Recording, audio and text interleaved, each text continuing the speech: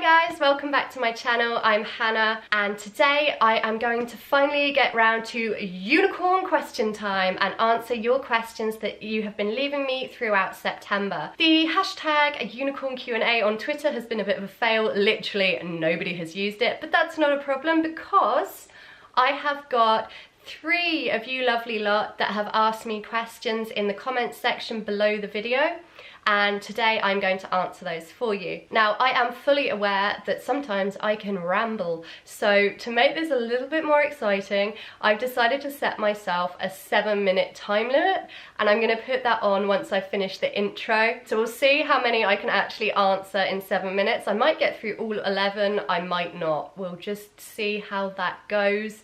I am going to be using my laptop to read them because it's just the easiest way for me to do it, so I'm really sorry if I suddenly look down here. I'm just looking at my laptop to read the questions. Huge thank you to Corey Baker 92, Extraordinary World, I'm sorry I don't know your name and I feel like I should, and Aimless Wanderer aka Angelo for all of your questions. I'm just gonna try and mix them up a bit by reading the different numbers out and we'll just see how many I can get through.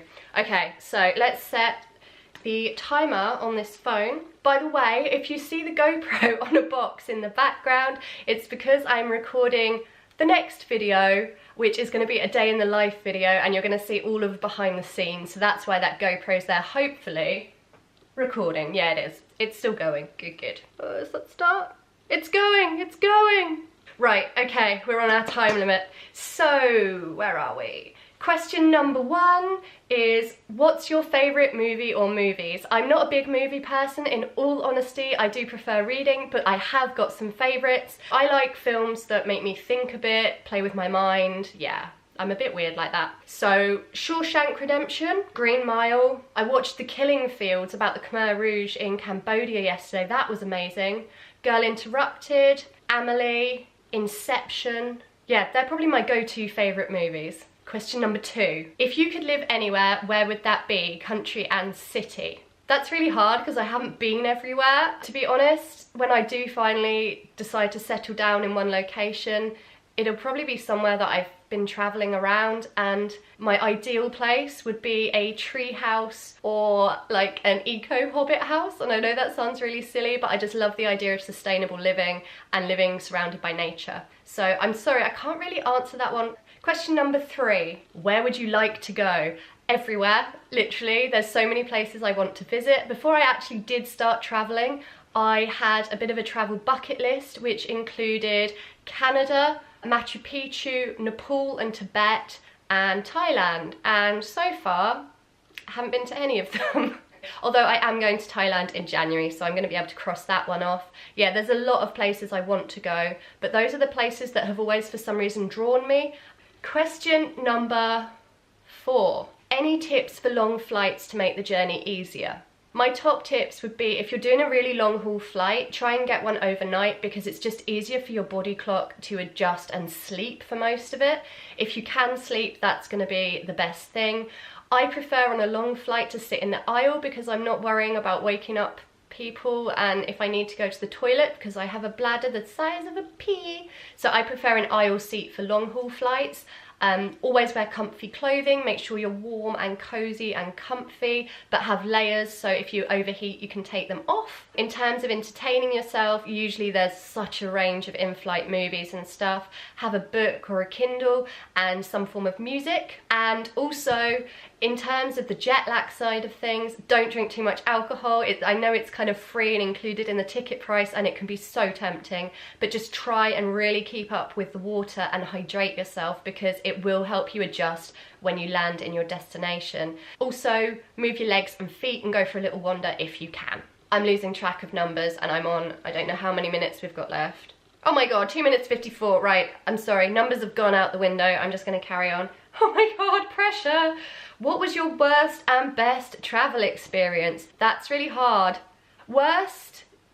There's always going to be rubbish things like people getting a little bit cozy in the bunk above you and waking up to that, or nearly stepping in vomit on a towel from the person in the bunk above in the morning. That's always pretty rubbish. My worst travel experience, it sounds really bad because I loved where we were and it was really good fun and I loved it, but it was probably nearly dying in Karanjini National Park. We got stuck on a hill in the 4x4 and started rolling backwards. The handbrake wasn't holding us, and Irene literally had to have her foot on the brake to stop us rolling backwards, and that was pretty scary. So that kind of was the worst, but thankfully a really amazing Aussie man saved us, and then we had a great day, and now I can laugh at it. So it kind of is and isn't the worst. And best experience, there's probably 3. Paragliding in Uludeniz, Turkey when I was 9, convinced my parents that we should run off a mountain and go paragliding, and that's the first time I really looked at the world beneath me and felt so free. That was incredible. My skydive in Byron Bay as well, because that's something I'd always really wanted to do, and again, just that feeling of freedom and aliveness. And the third one, snorkeling the Great Barrier Reef in Australia, because that's something I never thought I would do, because I'm scared of aquariums and being underwater with sharks and stuff, which sounds ridiculous, but it's a little bit of a fear, and I pushed myself and I went for it, and I had an amazing time. So one of those 3. What's the part you don't like about traveling? Coming home? I hate coming home because, well, you can watch my struggles of coming home video up here. I also don't like how tired you get, because it is tiring traveling, and I just want to enjoy myself when I'm in a location, and I get really frustrated that I'm tired. I just want to go and do stuff, and my body needs a bit of rest. So probably one of those 2. What's my favourite thing about traveling? Oh, so much. I love meeting new people. I love seeing different cultures and places around the world. I love learning. I love learning about history. Oh no!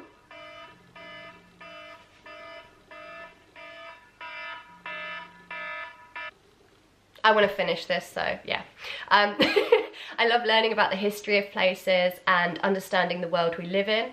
And I think one of my real favourite things is that we get fed so much information that the world is a dangerous place, and that we should be really careful. And when you actually go out traveling, you realise that most of humanity is so much better than you're led to believe, and there are some absolutely beautiful people and souls out there. Oh, we've only got 3 questions, so I'm going to ignore that timer and pretend it didn't just happen. I just want to answer these last 3 because you've taken the time to ask them, and I'll go through as quickly as I can. Is it tough to meet new travel buddies on the road? Absolutely not. You'll meet loads of people. If you're a solo traveller, you're going to meet even more people.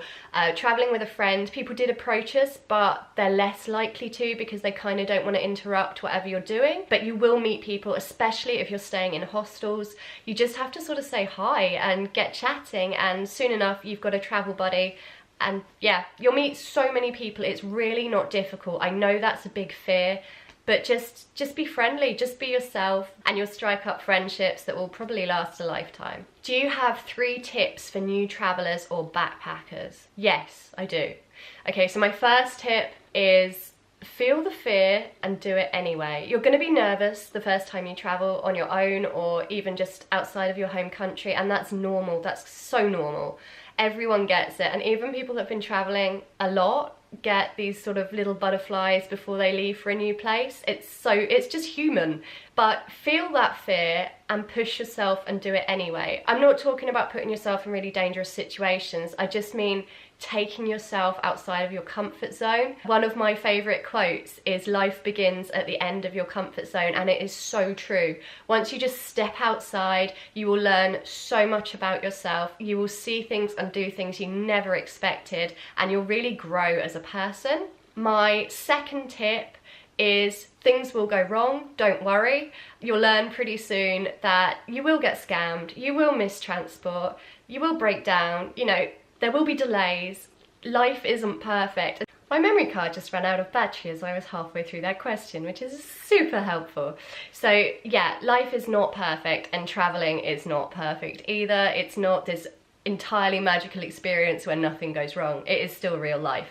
So when stuff does go wrong, just know that's okay. Just take it on board, take a deep breath, and think that it's all part of the experience. And you'll learn, and you'll find that as you travel more, these little things won't bother you so much. If you miss something, it's not the end of the world. You know you can get there. It's just going to take a little bit longer. And my third tip for new travellers, keep an eye on the bank balance. It is so tempting to just ignore your bank balance and not look at it, because all it's going to do is go down, unless you're on a working holiday when hopefully it will go up. Just don't bury your head in the sand and become an ostrich with your bank balance, because finally when you do get round to looking at it, it's going to be a big shock and you probably won't have anywhere near as much as you think, and you may have to get a flight home because you've run out of money. So just make sure you keep on top of it, keep an eye on it. As hard as it is, just, you know, look at it every so often, and yeah, life will be easier. I just found an extra question. I didn't know that was there, so we've got a couple more. Oh, I found 2 extra questions. Whoopsie. What is the best gadget to bring with you when traveling? I love having a power bank with me. I don't even know what I've got. It was very kindly given to me by the owner of the roadhouse I worked in before I left, because I wanted to buy one. And that is really useful, because if you're in a top bunk in a hostel, there's usually not a power socket. So if you charge the power bank up during the day, you can then plug it into your mobile phone overnight, and your phone is charging overnight, so that if an alarm for a trip or something goes off, you're not trying to scramble down a ladder to get it before all your poor roommates wake up. And it also reduces any chance of your phone being stolen while you're asleep. What is your favourite dish? There's so many things I like, but generally anything that contains avocado is always going to be a winner. What do you do to stay healthy when you travel? I look at health, coming from a health background, in 4 different aspects: physical, emotional, mental and spiritual. Really, emotional and mental I put in the same category. From a physical perspective, I try to eat as much fresh fruit and veg as I can and drink plenty of water so I don't dehydrate. If you're in a country where you're sweating a lot, sometimes your electrolytes can go a little bit screwy and you end up with leg cramps and stuff. And my top tip for that, which I did get in Australia, is coconut water. They just contain the calcium, potassium, sodium, magnesium, all of those things that can cause cramping, and that will sort you out. So apart from trying to eat healthily and hydrate, I also attempt to get in physical activity, so walking between sites, doing as much walking as possible, swimming if you're near the sea or you have a swimming pool, just staying physically active generally. From a mental and emotional point of view, I try to make sure that I am in contact with people back home and that they are there as a support blanket. I surround myself when I'm in a new place with people that I can identify with and get on with really well, so that I don't feel lonely whenever possible.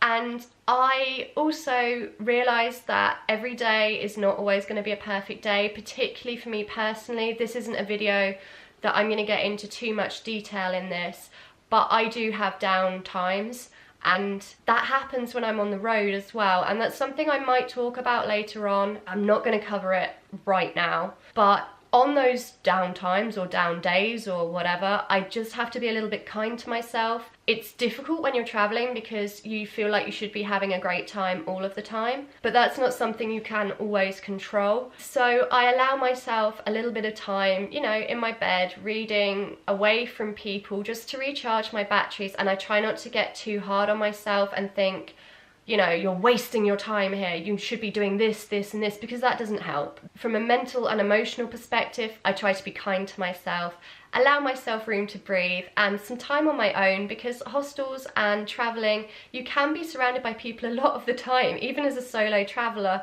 And if you're someone like me that needs a little bit of alone time as well, it's really important that you get that. And to finish this off, from a spiritual perspective, I try to, again, allow myself some quiet time to connect with nature and just sort of feel part of this amazing world we live in. I don't meditate as much as I used to, and that's something I would like to get back into.